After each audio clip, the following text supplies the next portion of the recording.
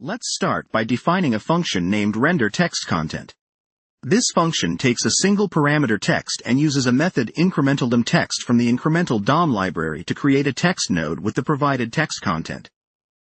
Next, we perform the initial rendering of our text node.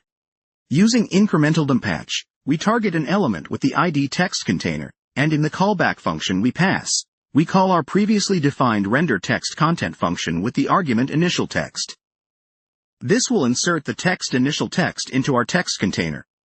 Now, let's define an efficient way to update our text node. We create a new function named updateText which takes new text as a parameter. Inside, we once again use Incremental DOM patch to target the same text container.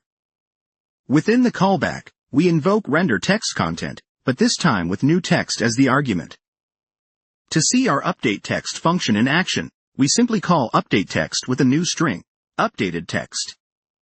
This will efficiently update the text node within text container to reflect the new content without re-rendering the entire DOM node, demonstrating the power of Incremental DOM for making minimal updates to the DOM.